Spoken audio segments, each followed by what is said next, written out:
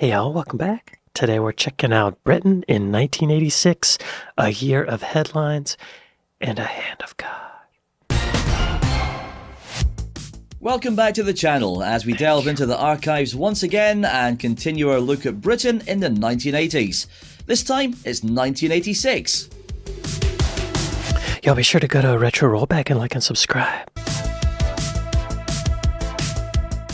Starting in January, when Catchphrase made its debut on TV, a new state-of-the-art game show at the time hosted by Roy Walker.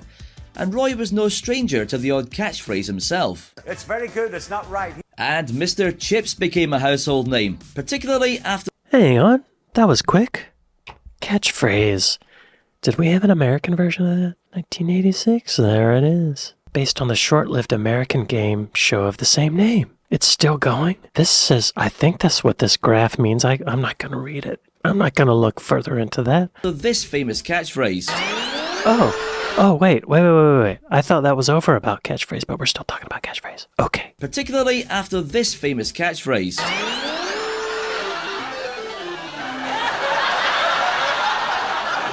Snake charmer. Ah, snake charmer. That's a relief. Oh, wait. Okay, wow. Household name, particularly after this famous catchphrase.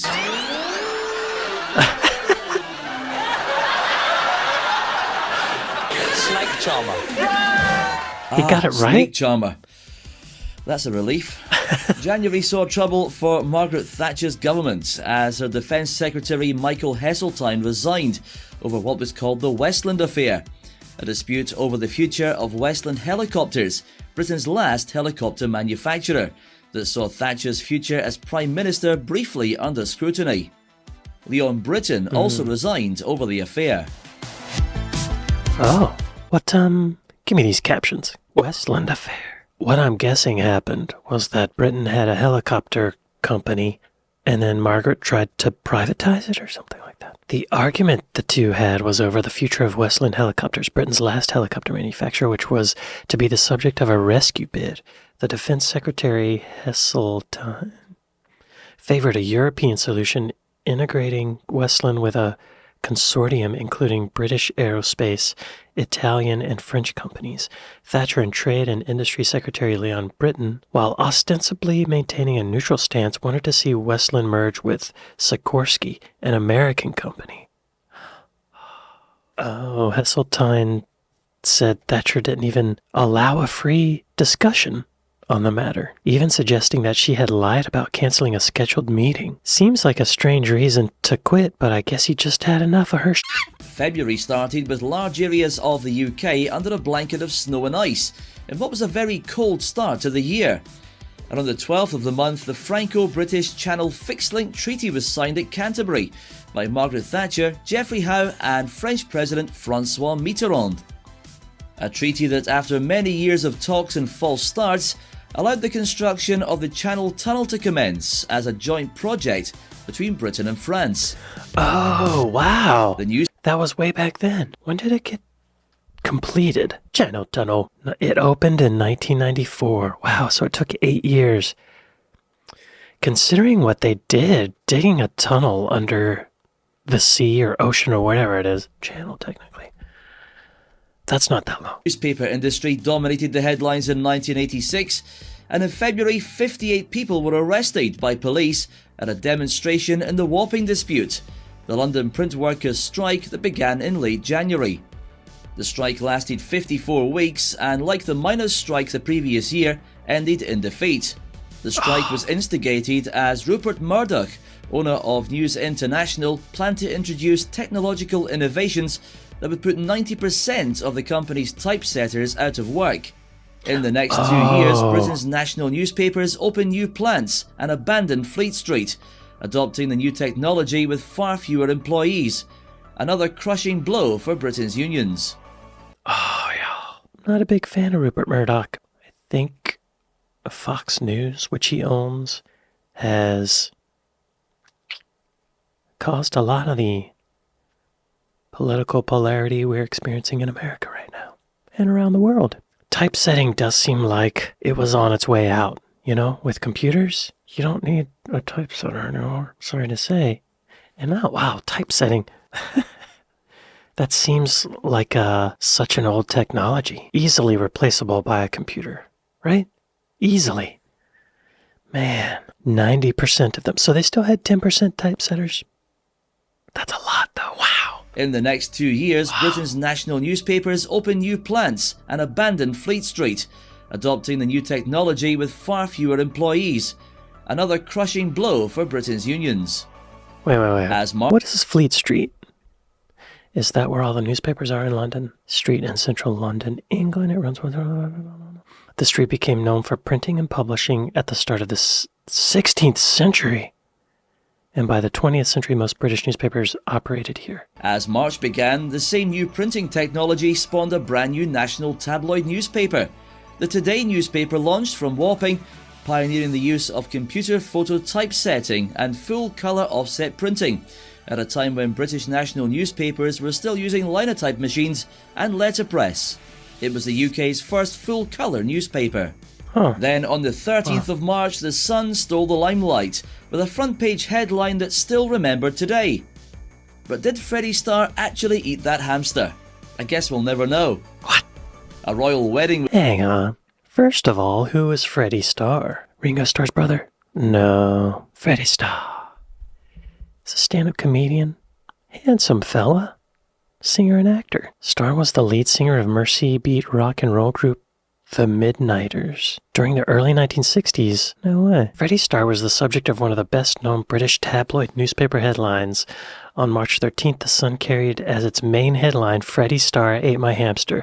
According to the text of the story, Starr had been staying at the home of his friend, Vince McCaffrey, and his 23-year-old girlfriend, Leah LaSalle, in Birchwood, Cheshire, when the alleged incident took place.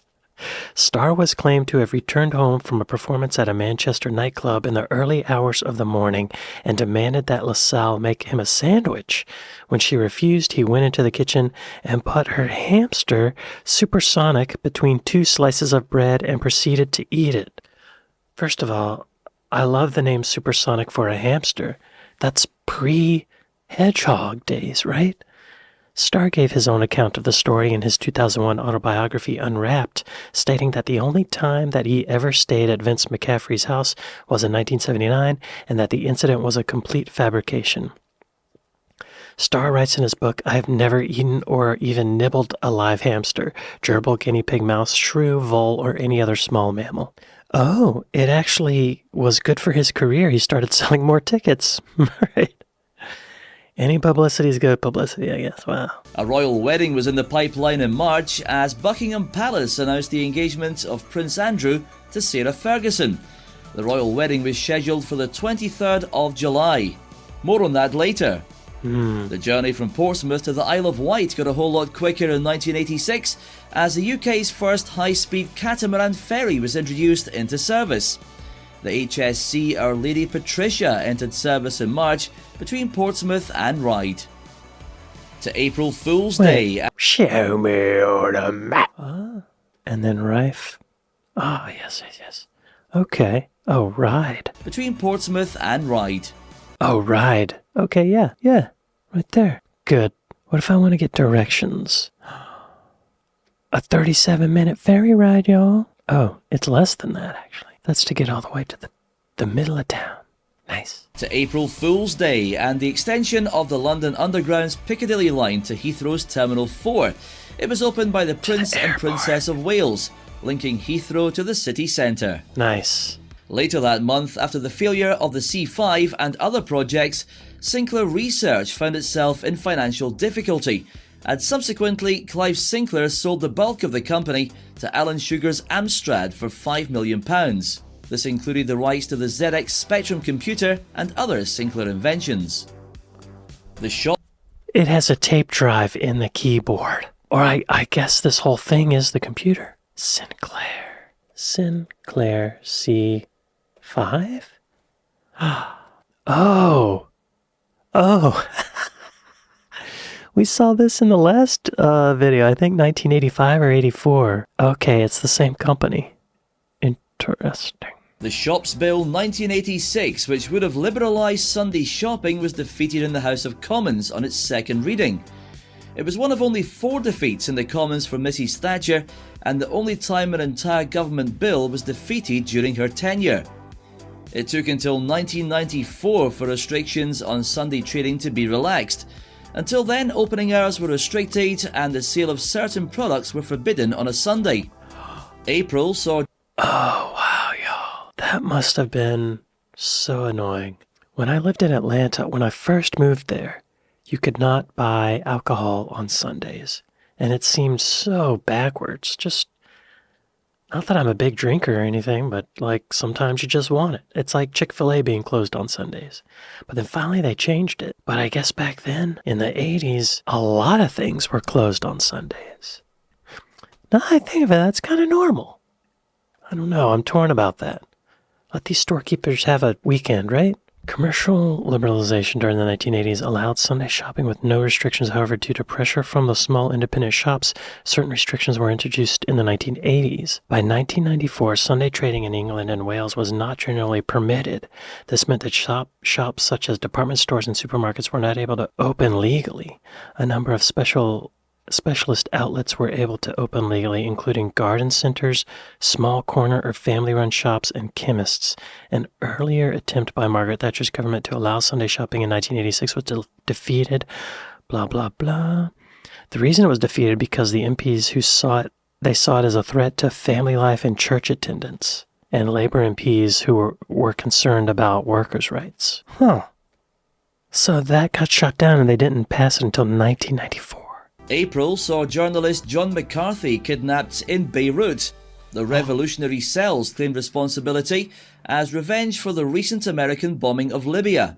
McCarthy would be held in captivity for more than 5 years. Oh my God. In football, it was a big year for Oxford United as they played in England's top flight for the first time and won the League Cup, or Milk Cup as it was known then, with a 3-0 win over Queen's Park Rangers at Wembley. Trevor Hebbard, Ray Houghton and Jeremy Charles were the scorers. But sadly, due to the ban on English clubs in European competitions, Oxford missed out on their chance to compete in the UEFA Cup. What was Europe's largest indoor shopping centre opened its doors for the first time in April of '86.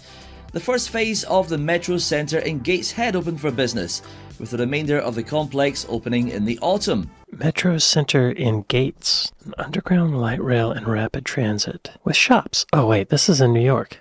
What? The remainder of the complex opening in the autumn. And April ended with a series of prison riots across the country, most notably at North Eye Prison in Sussex, where a 70-strong mob of prisoners took over the jail and set fire to the canteen, hospital wing and the sports hall. I think I've heard of that. Yeah, I think I've heard of that. Look at that. Wow. Dozens of prisoners escape while prisoners at Stafford Prison set the prison canteen alight by smashing windows and dumping a burning mattress onto the roof. What? The worst disturbances come at North Eye Prison in Sussex, where a 70-strong mob of prisoners takes over the jail and sets fire to the canteen, hospital wing, and sports hall. Wow. It seems like that would happen all the time, doesn't it? But I guess not. Into May, and in football, Liverpool won the First Division title for a record 16th time, after winning 1-0 at Chelsea. Kenny Dalglish, in his first season as the club's player-manager, scored the goal which gave Liverpool the title. The league went down to the wire, with Everton finishing just 2 points behind their neighbours. Ipswich Town, Birmingham City and West Brom were all relegated. Liverpool also beat Everton to lift the FA Cup, completing a league and cup double. It was an even tighter finish in the Scottish Premier Division, with Celtic taking the title on goal difference in what was one of the closest league finishes in Scottish football history. There was no relegation either, as the league was reconstructed and extended to 12 teams the following season. Nice. To June now, and all eyes were on Mexico for the World Cup. England, Scotland and Northern Ireland were all there, but only England progressed beyond the group stages. Then on the 22nd of June, one of football's most contentious incidents took place as England faced Argentina at the Azteca Stadium. 6 minutes into the second half, with the score at 0-0, Diego Maradona ran in on England's Peter Shilton in the box and appeared to punch the ball into the back of the net to put Argentina ahead. In those pre-VAR days, the Tunisian referee didn't see the incident and allowed the goal. Oh. To be fair, you didn't need VAR for this one. A decent pair of eyes would have done the trick. Yeah. Whoa. I gotta watch all that again. Hang on. 6 minutes into the second half with The way he weaves through these other guys. Look at score this. at 0-0, Diego Maradona ran in on England's Peter Shilton in the box and appeared to punch the ball into the back of the net to put He's playing basketball right here. Argentina ahead. In those Look at that. Yo, I'm a dumb American and even I know you're not supposed to use your hands, right? VAR days, the Tunisian referee didn't see the incident and allowed the goal. What was he looking at? How can you not see that? Wow. To be fair, you didn't need VAR for this one. A decent pair of eyes would have done the trick. Argentina beat England 2-1 and went on to win the World Cup, and ever since, the Hand of God goal lives long in the memory. There was a glimmer of hope from the tournament though, as England's Gary Lineker won the Golden Boot with 6 goals. Back to the news in June, and Patrick Joseph McGee was found guilty of the 1984 Brighton hotel bombing and was sentenced to life imprisonment. And the Queen made... we heard about that in one of the other videos. Yeah, I think I looked up the hotel. They've repaired it. It's all good. And the Queen made the headlines as it was announced she would be riding to the Trooping the Colour ceremony on horseback for the last time. Things got a bit faster in June as Richard Branson beat the speed record for a transatlantic crossing by boat in Virgin Atlantic Challenger 2. But he was denied the Blue Riband Award for his efforts because his boat didn't have a commercial maritime purpose and he'd stopped to refuel along the way. Oh. It's the halfway stage. Yeah, that sounds like some intentional rule breaking, doesn't it? And he'd stopped to refuel along the way. It's the halfway stage and time to spend our hard-earned cash again with £170 the average weekly wage in 1986. Let's go shopping. You would be impressed. £170 a week. Wow. Wow, y'all. This part always makes me sad. At Presto in 1986, a tin of S&B corned beef, 65 pence, 28 pence for a pound of apples, and if you liked a lot of chocolate on your biscuit, you could join the club for 34p and get one extra free. Sprucing up the garden? Well, a trip to B&Q at deals on Black & Decker, a new hover mower for $59.95 and a new strimmer for $29.95. Wow. How about a new car? If money was tight, you could buy a brand new Yugo from only $2,999. Well, I don't know if it's worth that they even. can only guarantee it won't rust for 3 years. From memory, it was more like 3 months. Anyway, back to the news as we enter July. And only a matter of weeks after his Golden Boot award at the World Cup, Gary Lineker became the most expensive British footballer ever in a £2.75 million move from Everton to Barcelona. Heck yeah. A record that was broken the very next day, with Ian Rush moving from Liverpool to Juventus for £3.3 million. Wow, nice. The 23rd of July saw the much-anticipated royal wedding of Prince Andrew and Sarah Ferguson. The ceremony took place at London's Westminster Abbey and was on a Wednesday afternoon. As a result, there was a large number of sickies called in across the UK as people stayed at home to watch it on TV. The next day, there was another reason to stay at home and watch TV as the opening ceremony of the Commonwealth Games took place. The 1986 Games were held in Edinburgh as the city's Meadowbank Stadium hosted its second Commonwealth Games in 20 years. Into August and... Wait, what are Commonwealth Games? Is that like a Olympics within the UK? It's still happening. Quadrennial international multisport event among athletes from the Commonwealth of Nations, which consists mostly, but not exclusively, of territories from the former British Empire. Oh, the United States get to compete? Probably not. On the 3rd, the first NFL American Bowl exhibition game took place in London at Wembley Stadium. The Chicago Bears defeated the Dallas Cowboys 17-6. In September, the BBC drama series Casualty made its screen debut as we tuned in every week to find out the gory goings-on at Holby General Hospital. I think the demand for tomato sauce skyrocketed that year. Casualty. Okay, casualty, and then I will search this Wikipedia page for tomato. No? No tomato? Tomato? I don't find anything about tomato sauce. For tomato sauce skyrocketed that year. Huh. Just a few days later, Margaret Thatcher officially opened the first phase of the Nissan car factory in Sunderland, which had been in use for 2 months. It's the first car factory to be built in Europe by a Japanese car maker. September big. saw the debut of what was to become one of the world's most popular stage musicals. Andrew Lloyd Webber's Phantom of the Opera opened at Her Majesty's Theatre in London, with the title role played by Michael Crawford, who made his name in the 70s as the bumbling Frank Spencer in Some Mothers Do Have 'Em. A real contrast in roles. Wow. Her Majesty's Theatre. Where is that? There it is. Y'all, I think I've been there. The one time I went to London when I was in college. Me and my friends went to see Phantom of the Opera. It was good. We also went to see Les Mis and I fell asleep.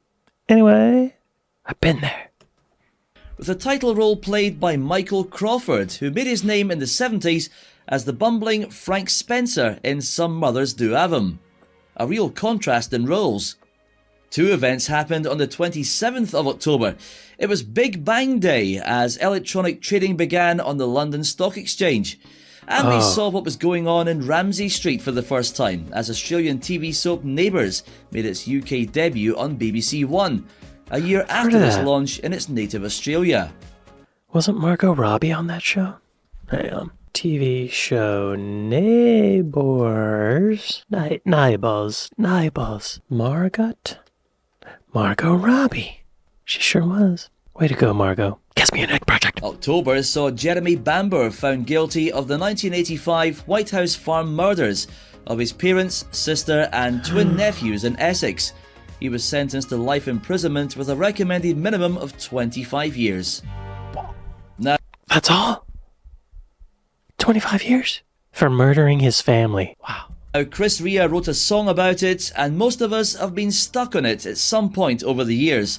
But on the 29th of October, Margaret Thatcher officially opened the completed M25 London Orbital Motorway, covering a distance of 122 miles and featuring 31 junctions. The first section opened in 1975, but in 1986 the circle was finally complete and the traffic jams began almost instantly.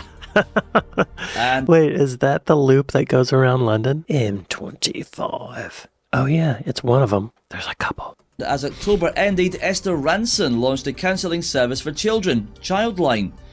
The concept was born out of Esther's regular TV show That's Life, and on the 30th of October, ChildLine was fully operational and took its first calls. When he said counselling, I heard cancelling. In November, the first UNESCO World Heritage Sites in the UK were designated: Giant's Causeway and the Causeway Coast in Northern Ireland, That's amazing. Durham Castle and Cathedral, Studley Royal Park, Stonehenge, Avebury, and the castles and town walls of King Edward in Gwynedd.